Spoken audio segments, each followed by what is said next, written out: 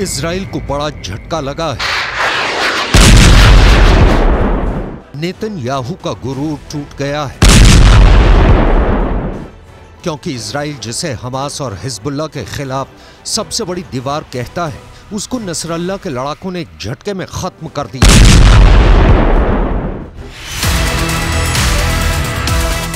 Hezbollah का दावा है कि उसने इजराइल के आयरन डोम को एक झटके में फोड़ दिया है। नसरल्लाह के लड़ाकों ने इजराइल के आयरन डोम के 2 सिस्टम तबाह कर दिए हैं। एक आयरन डोम की कीमत $100 मिलियन है। हिंदुस्तान की करेंसी में बात करें तो करीब 800 करोड़। मतलब हिजबुल्लाह ने एक झटके में इजराइल के 1600 करोड़ रुपए तबाह कर दिए। हिजबुल्लाह का कहना है कि उसने उत्तरी इजराइल के कब्री में उसकी बमबारी ने बड़ी तबाही मचाई। यहीं पर आयरन डोम सिस्टम तैनात था।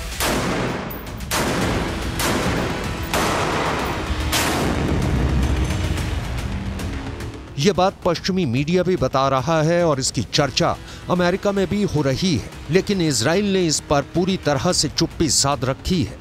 हमास के रॉकेट को रोकने वाला आयरन डोम इस वक्त संकट में है। हर हमले का मुंह तोड़ जवाब देने की धमकी देने वाले नेतन्याहू ने आयरन डोम पर हुए हमले पर अब तक कुछ नहीं बोला है। हालांकि ये तो तय है कि इस हमले ने इजराइल की टेंशन बढ़ा दी है, क्योंकि यही वो सुरक्षा कवच है जिसके बलबूते इजराइल अपने लोगों की हिफाजत करता है। उसकी सीमा में आने वाले रॉकेट और मिसाइल को इजराइल अपने इसी मिसाइल डिफेंस सिस्टम से मार गिराता है। 7 अक्टूबर को भी जब हमास ने करीब 5000 रॉकेट से हमला किया तो आयरन डोम ने बड़ी तादाद में रॉकेट मार गिराए थे। हिजबुल्लाह जानता है कि रॉकेट इजराइल पर बेअसर साबित होते हैं, इसलिए अब उसने एंटी टैंक मिसाइलों का सहारा लिया है। वो तोप से भी गोलाबारी कर रहा है। हिजबुल्लाह लगातार इजराइल के लिए सरदर्द बना हुआ है। पहले भी इसने एंटी टैंक मिसाइल सिस्टम से इजराइल के मरकावा टैंक को निशाना बनाया और अब उसके निशाने पर आयरन डोम सिस्टम आ गया है। इससे पहले जब जब फिलिस्तीनी संगठन हमास ने रॉकेट से हमला किया है, आयरन डोम का सक्सेस रेट 95% से ऊपर रहा है। यानी हर 100 रॉकेट हमलों के बाद जब आयरन डोम की मिसाइल फायर की गई तो उसने 90 से ज्यादा रॉकेट को आसमान में ही रोक दिया। इसी वजह से इस एयर डिफेंस सिस्टम को लेकर दुनिया में मांग बढ़ने लगी। ये ज़ेलेंस्की की डिमांड लिस्ट में भी आ गया। आयरन डोम 4 किलोमीटर से लेकर 70 किलोमीटर दूर से हो रहे हमलों को रोक सकता है। ये मिसाइल को भी रोक सकता है, ये रॉकेट के हमले भी रोक सकता है और तोप के गोलों को भी रोक सकता है। इजराइल की ये हालत देखकर कह सकते हैं कि इन हमलों को रोकने के लिए आयरन डोम फेल साबित हुआ है और इस्तेमाल करने पर बहुत महंगा भी साबित होता है, क्योंकि 1 लाख रुपए की कीमत वाले रॉकेट या तोप के गोले को रोकने के लिए इससे 2 मिसाइल फायर की जाती है, जिनकी कीमत रेंज के हिसाब से 70 लाख से 1 करोड़ रुपए हो सकती है। यानी एक रॉकेट जिसकी कीमत 1 लाख रुपए भी नहीं, उसको रोकने के लिए इस हथियार की इतनी बड़ी कीमत हैरान करती है। अब खुद आयरन डोम पर हमले ने बता दिया है कि नेतन्याहू का कोई डिफेंस सिस्टम पुख्ता नहीं है। दुनिया के सबसे बेहतरीन एयर डिफेंस सिस्टम माने जाने वाले आयरन डोम पर अटैक की खबर ने इजराइल को 440 वोल्ट का करंट लगा दिया है। ये नेतन्याहू के लिए भी बहुत बड़ा झटका है। लेकिन सवाल है कि अब नेतन्याहू इन हमलों का जवाब कैसे देंगे।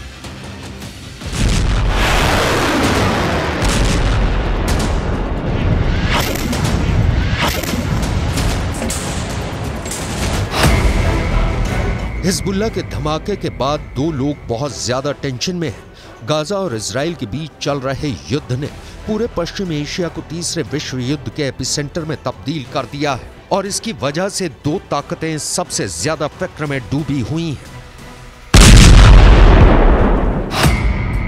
पहले हैं इजराइल के प्रधानमंत्री बेंजामिन नेतन्याहू और दूसरे हैं अमेरिका के राष्ट्रपति जो बाइडेन। दोनों की टेंशन का मीटर लगातार रेड लाइन को पार करता जा रहा है। इस तस्वीर को लेकर खौफ बहुत ज्यादा है।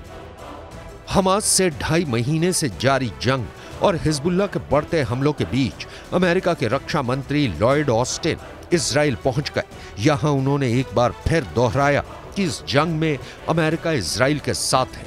हालांकि उन्होंने इस पर कुछ भी नहीं कहा कि अगर हिजबुल्लाह की तरफ से हमले तेज हुए तब भी वो इजराइल का साथ देंगे। Palestinian civilians in Gaza is both a moral duty and a strategic imperative. So we will continue to stand up for Israel's bedrock right to defend itself. And we will also continue to urge the protection of civilians during conflict and to increase the flow of humanitarian aid into Gaza.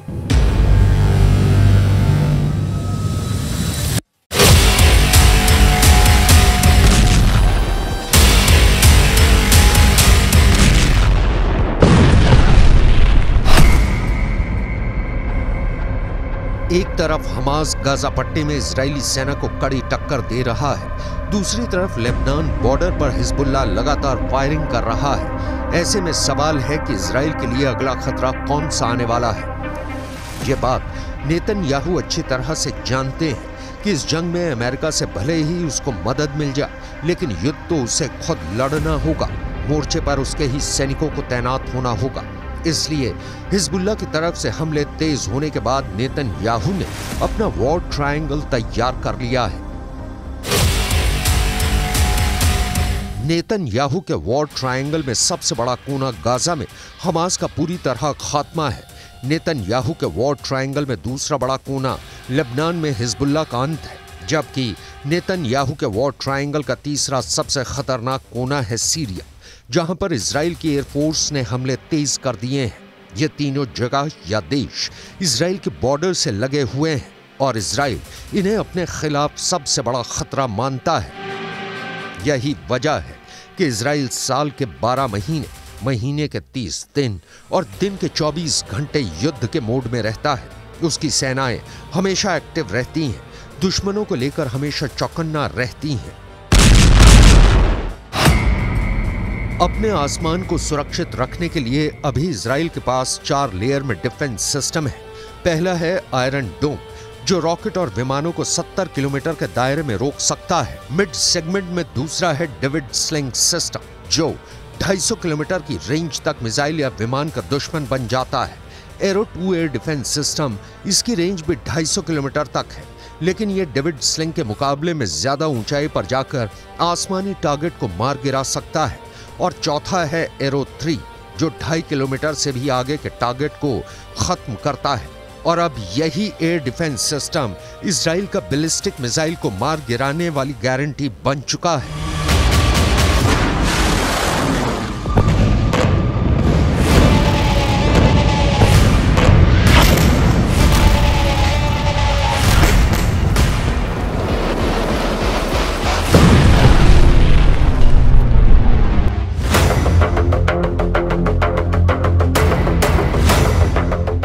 अपने 4 layer defence के चलते ही Netanyahu का जोश हमेशा high होता है। वो अपने दुश्मनों को जवाबी अंजाम भुगतने की धमकी देते हैं। गाजा में भी यही हुआ। 7 अक्टूबर को अटैक के बाद से गाजा पर इजराइल का हमला जारी है।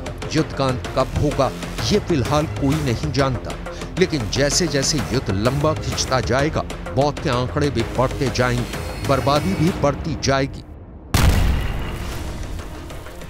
फिलिस्तीन के स्वास्थ्य मंत्रालय की माने तो युद्ध में अब तक 19,400 फिलिस्तीनियों की मौत हो चुकी है। दूसरी तरफ इजराइल के 129 सैनिकों की जान चली गई है। बर्बादी और तबाही के ये आंकड़े तब हैं जब इजराइल फिलहाल एक मोर्चे पर जंग लड़ रहा है। अगर हिजबुल्लाह से भी आर पार की लड़ाई हुई और इजराइल को 2 मोर्चों पर लड़ाई लड़नी पड़ी, तो ये तय है कि बर्बादी और तबाही गाजा में हो रहे युद्ध से कहीं ज्यादा होगी।